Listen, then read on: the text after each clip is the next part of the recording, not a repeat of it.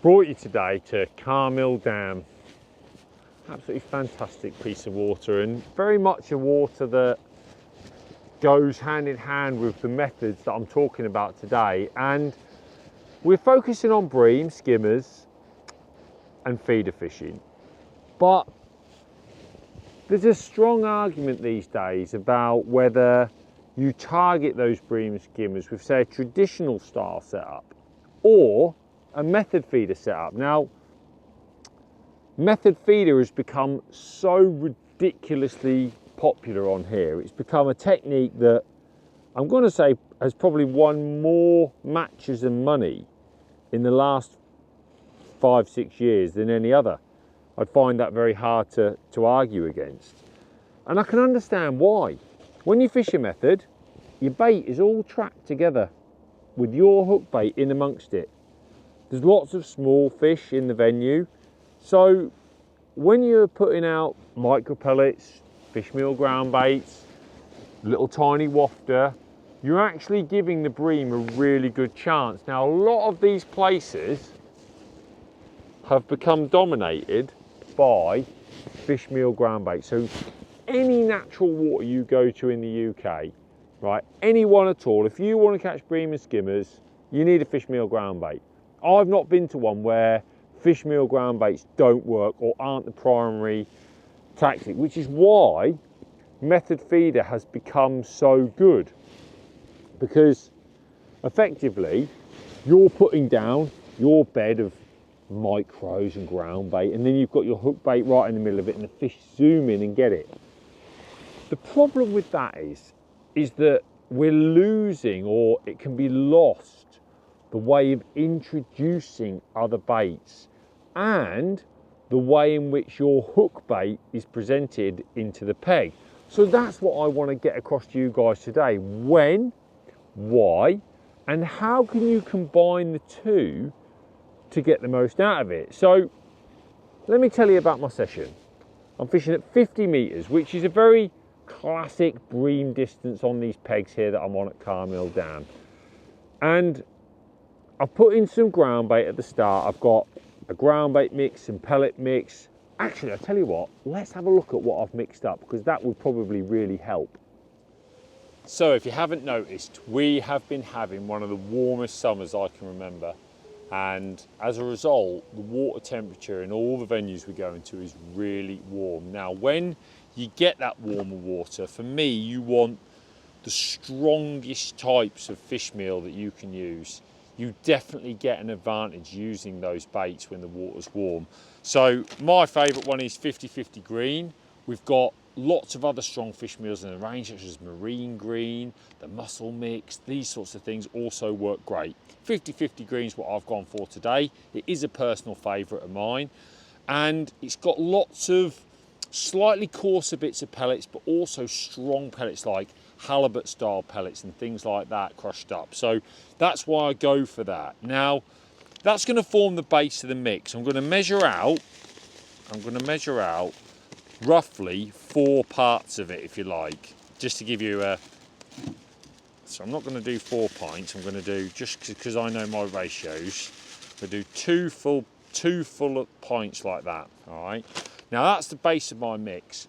It's brilliant. You could use this on its own. You don't need anything else. But we are anglers and we love to do different things. Love to put our own touch on it, put our own edge on it all the time.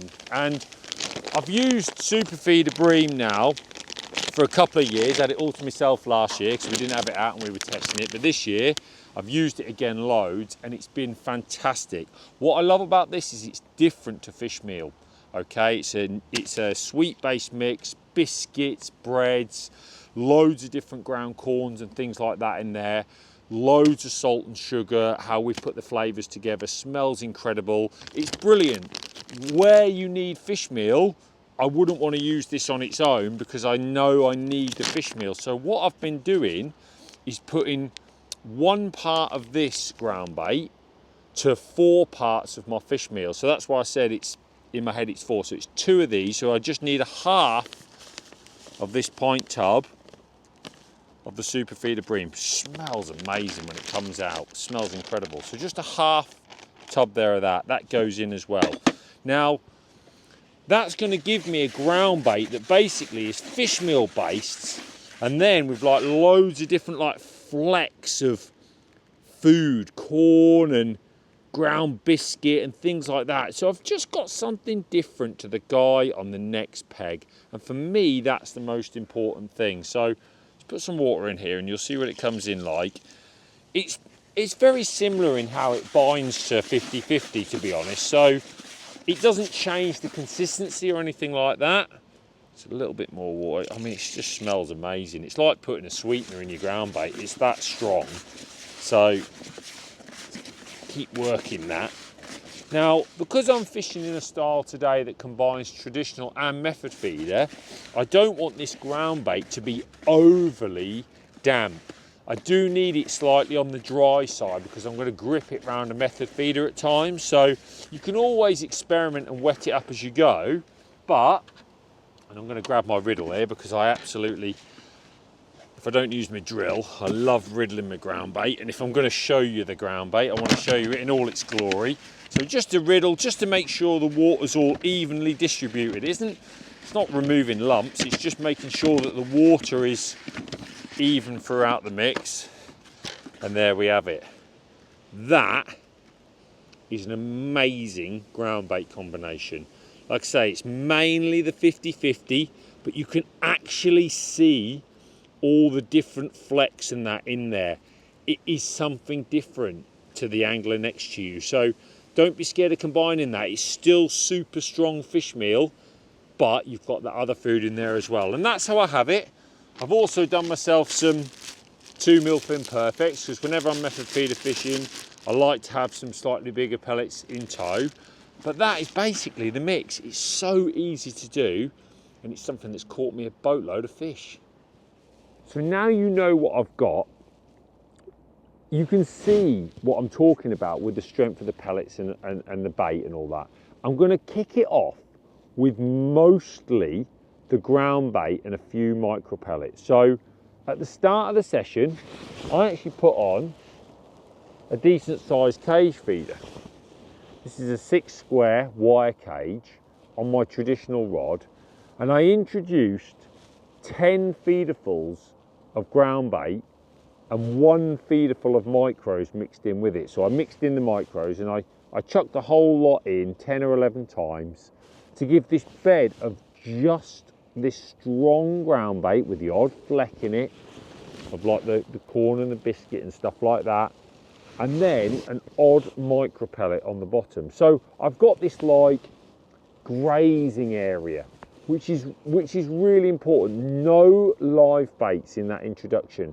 I want to focus initially, can I draw the fish by using the power of the ground bait and the pellets? I'm hoping that I can, because if I can chuck a method over the top, then it's going to be a great way of catching them. However, the problem is you can't introduce baits then like chopped worm, like dead maggots, baits that are absolutely and utterly brilliant for holding fish and also attracting fish into your peg.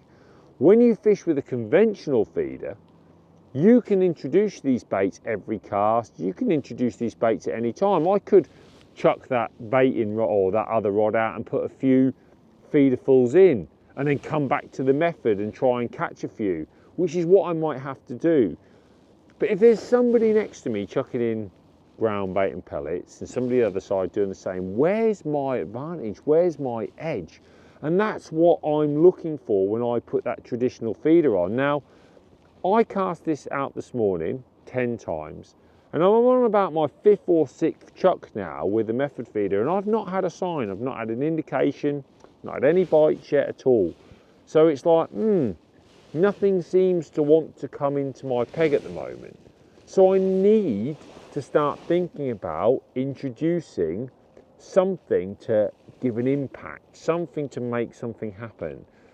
And obviously the 2 different forms of presentation are so different that they can often just trigger the fish. But then you can work with your method and switch it back to a method to obviously concentrating back again. So that's what I'm going to look at today. And I'm going to run you through this little session and give you some great examples of how I use that switch and how I use the different setups to get the best out of the peg. I think before we do that though, we should take a look at the setups as well. So let's look at the setup in a bit more detail. First of all, just the rod and reel, just so you know what it is. 12-foot Superior X on both. Everything's the same on both. I've got a Extremity 520 reel, fishing 50 meters like I talked about. And I've got 08 braid with the 017 bait up braid as a shock leader. I like braid direct. Even when I'm method feeder fishing for bream, I love being in direct contact with the fish. I feel that gives me a bit more control. So wherever possible, that's how I like to fish. Now, I'm free running with the method. Whenever I fish for bream and skimmers, I have to say I do love a free running method. As it happens at Carr Mill, your method must be free running anyway. So that's not a problem for me because of how I like to do it. I've got a stem in there and I've got a medium method feeder on and 45 grams because one, I'm fishing a long way out. Two, it's deep where I'm fishing. And look at the size of the venue. It's a great big water. I just don't really want to fish with a small method. I want a nice amount of bait on there, and this medium gives me exactly that.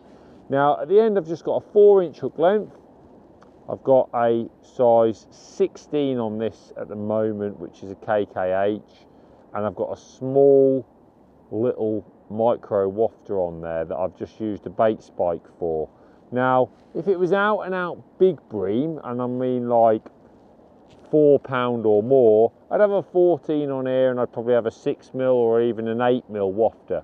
But here I've got a chance of a pound fish, a 12-ounce fish, a 5-pound fish. So that's why my setup reflects this. This is only 014 line. It's not particularly strong. I do like a nice light line because I like something nice and supple when I'm method feeder fishing. But it's dead simple. It's just a standard free running method setup with my bead at the bottom there. You can see how my 360 bead gives me completely free movement. So really easy.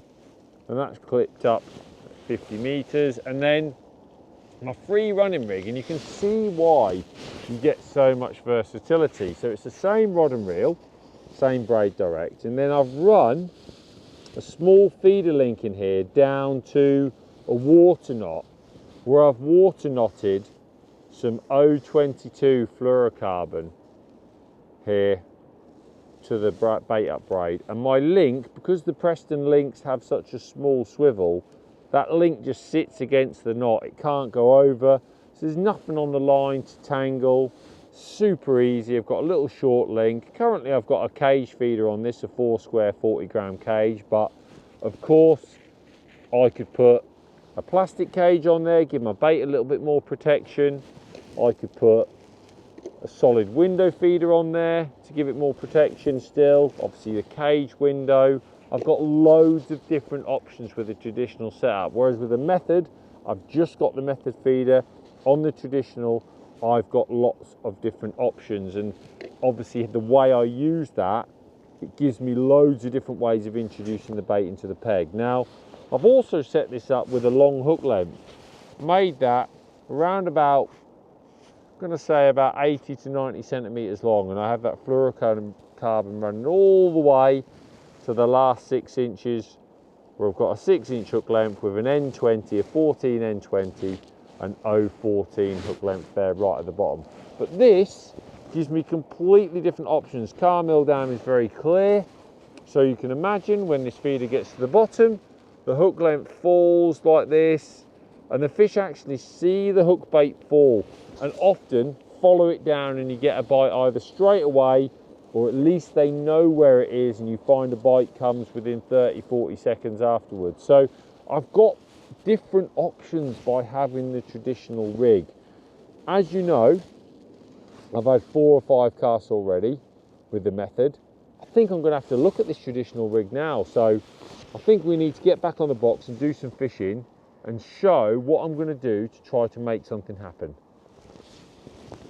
Right, that has been out there 5 minutes. So that is 6 casts I've had now. 5-minute cast with a method over that initial bait. Feel like I might have had a liner, but nothing, very slow. Sometimes it can happen, obviously, with bream fishing anyway. It's not always solid from the start, but it's a good 30 or so minutes, and there's been no initial response. Now, an option could be to give it a break, give it a rest, or if I'm fishing my one line for bream, I want to make something happen, and that's where I feel like the method really lets itself down. I don't know what the move is, apart from maybe chucking it in a bit more regularly, maybe emptying it out a couple of times. So traditional often keeps you a little bit busier. I'm going to put 3 dead red maggots on, and I've got a 4 square on here. Now I'm going to take my same ground bait, which has got a few micros in. I'm just going to add a little bit more ground bait into that mix. So I've basically got, and we'll talk about the method in a minute, but I've got ground bait here, probably 2/3 ground bait, 1/3 micros. So there's a bit of feed in there. And I'm just going to take a few dead maggots, but mainly I'm going to get some chopped worms. Now I've chopped the worms up nice and fine, and I'm just going to pop them into the ground bait bowl, in the middle of the ground bait bowl like that, and I'll just touch them with my fingers a couple of times just to turn it over, give it a little bit of ground bait.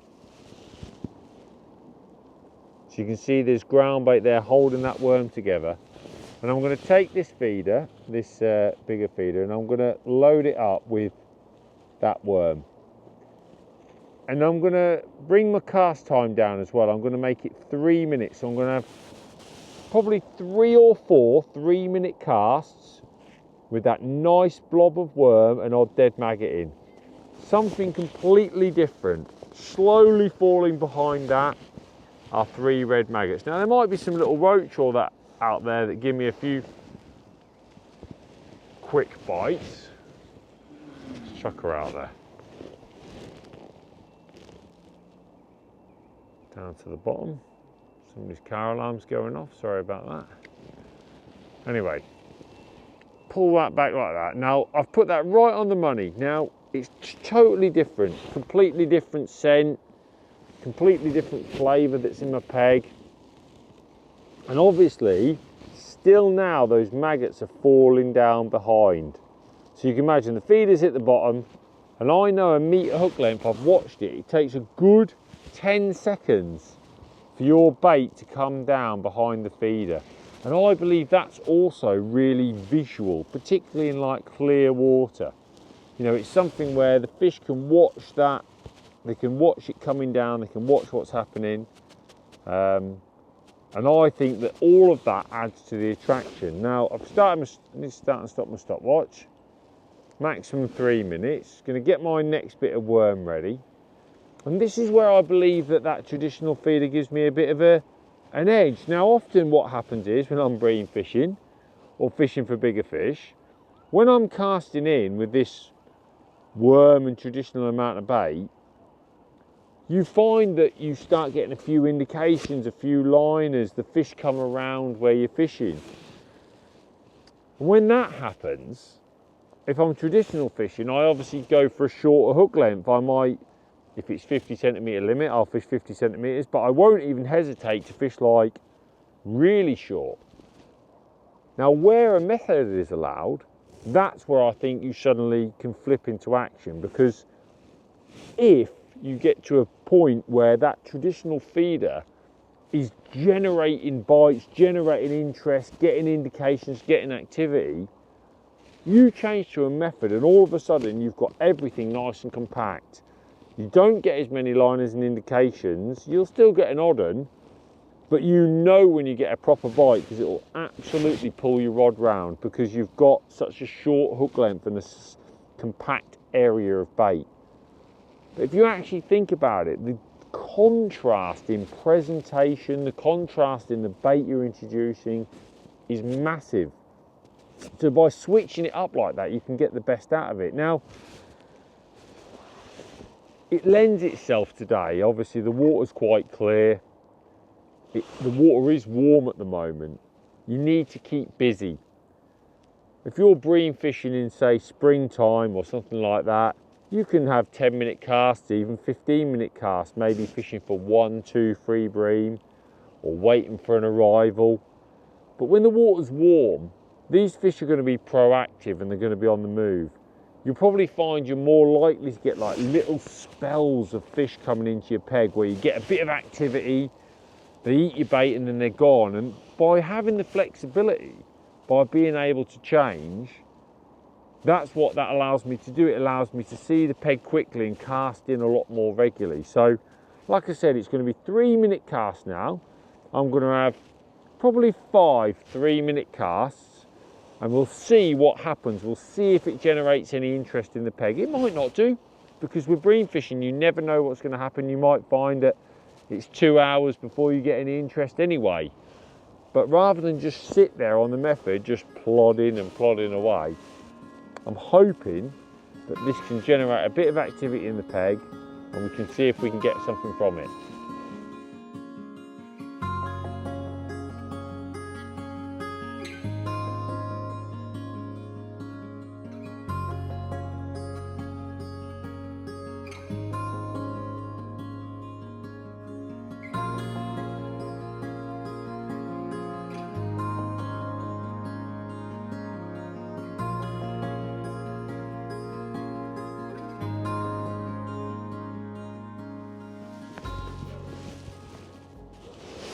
So this is usually when you're expecting me to go, well, the plan came together and I'm shanking them. Unfortunately not. Had those 5 chucks 3 minutes, nothing happened. I thought, do you know, I need a few more. So I'm probably about 8 or 9 chucks in now. I've just had a couple of indications.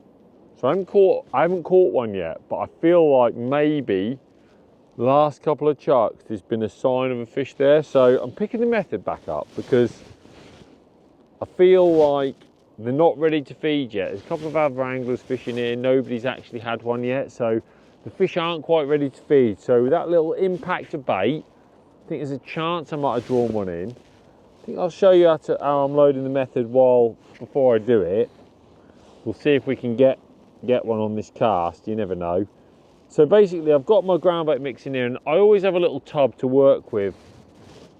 I have sort of ground bait and pellets on my side tray, but I've just put a couple of handful of ground bait, 1 handful of pellets, so there's odd pellets, quite a bit of ground bait in there.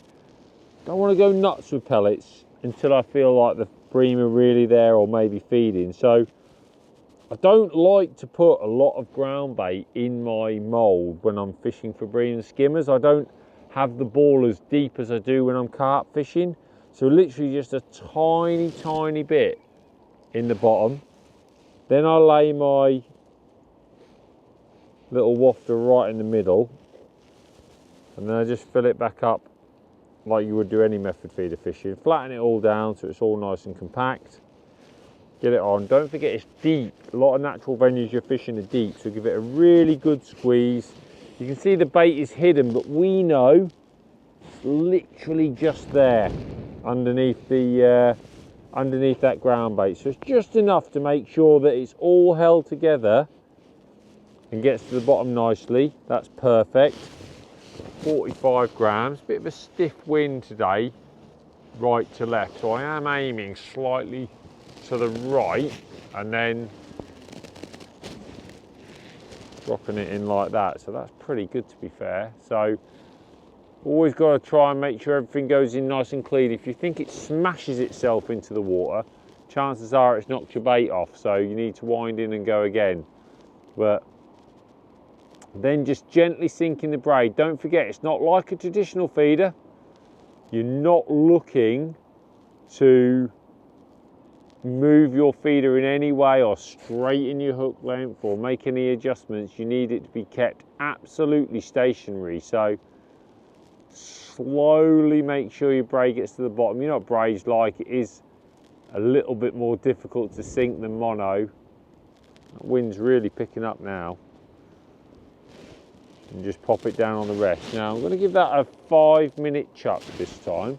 Just going to give it that little bit longer again, because I do feel like that half an hour, we're now an hour into the session, So an hour in and we haven't had a fish, but we've had those, look, there's a couple of indications and a busy spell there of putting some bait in. I probably put, you know, a good handful of chopped worms in, a few dead maggots, kept busy, kept it at 3-minute chucks, made sure that like there was obviously some bait falling through the water, and I'm hoping that that little bit of activity, that little bit of different bait is going to result in drawing some fish in. Like I say, last couple of chucks, thought I had an indication chuck before, and then last chuck I definitely had an indication to suggest there was a fish there.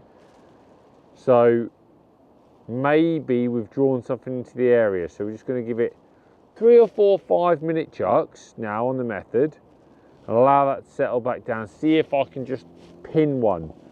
That's why I love having the flexibility in the two approaches.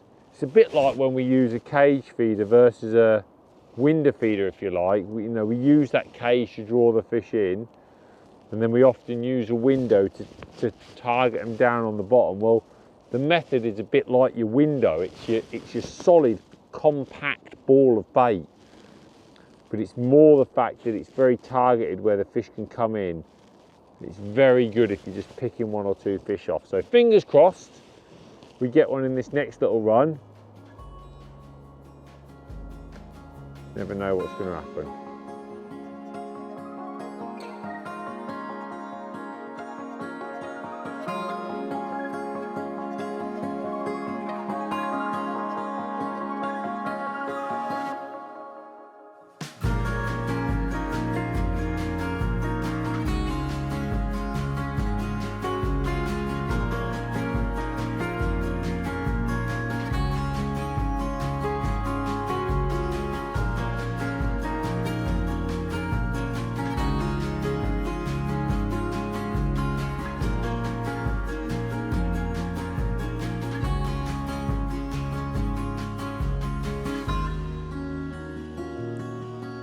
Two in 2. The method has come good. 2 casts and I didn't get one, and I thought, oh, I just can't believe it. And then we got one, and it was that quick. We weren't even ready for it. And I've chucked it back out, and it's gone round again, literally a minute in. So you can see how quick and effective that method feeder can be. It's incredible, really. Great fun when it's on braid as well, but they're obviously really homed into it. And you know, after what's probably an hour and 15 minutes with nothing, and then 2 in 2 casts, and that's what bream fishing can be. We might sit for another hour and then be 2 in 2 again, and might have to work those, you know, we might have to work those other things as well. But sometimes in bream fishing, or you often in bream fishing, you find that once they turn up, well, hey, a bit of a feisty bream. Once they turn up, you know, they're there, and obviously they can be settled. And that's when you have to think about, again, using that conventional, because you might need to give them some bait to keep them there. But the method, oh, it's a really feisty fish, this is. Really feisty.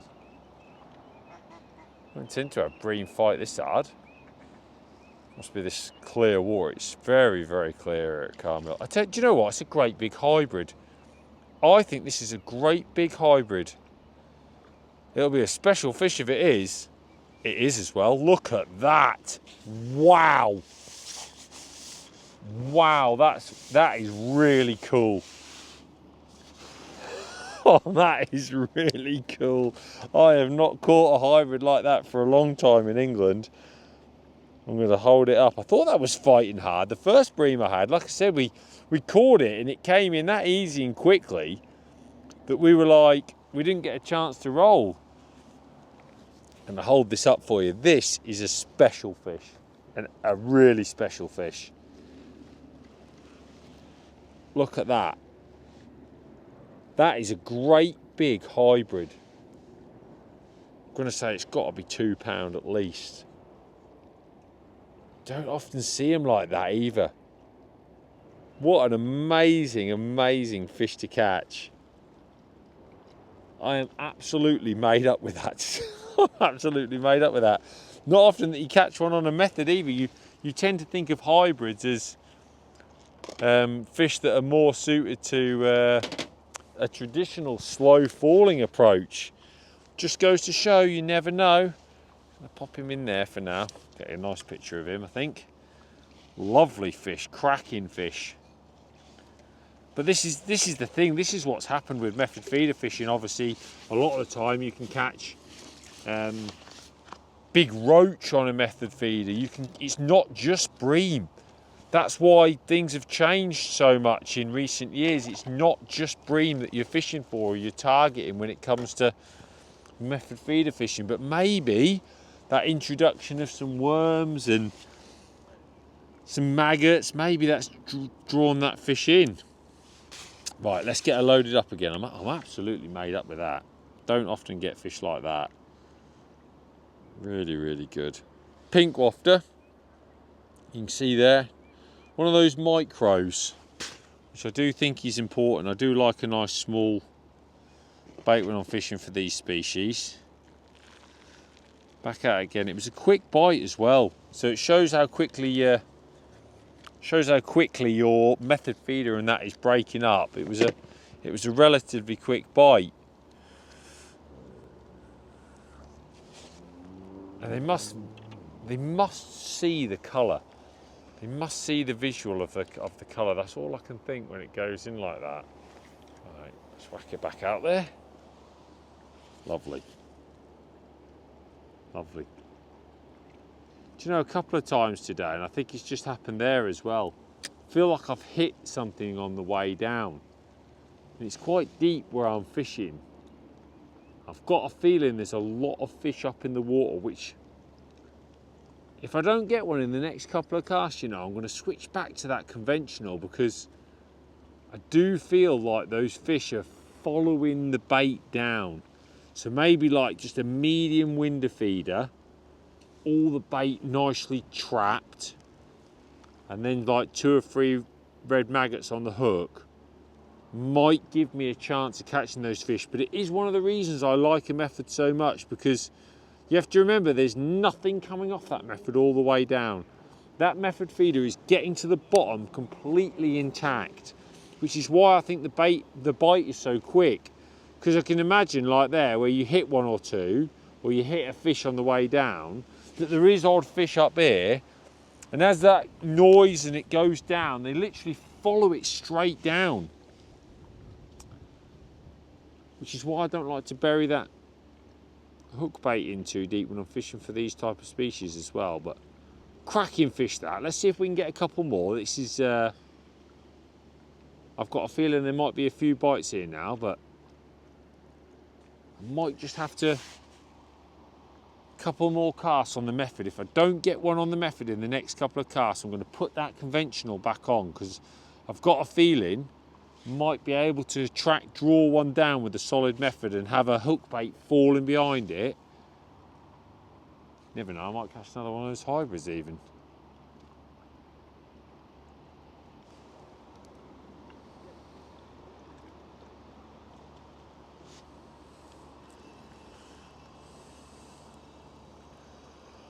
Well, I'm saying there might not be a need to put this conventional on. 1 more minute, round it's gone. We've had an arrival. I am sure that 30 minutes of putting that natural bait in has made a big difference. I'm absolutely sure of that, because nothing was really happening. But I can tell the fish are really happy there now. There's bait there. I mean, that's 3 really, really quick fish. And I think that's going to be the pattern of the day. You know, I will probably at some point, there we go, look at that. At some point, a lot less fight than a big hybrid.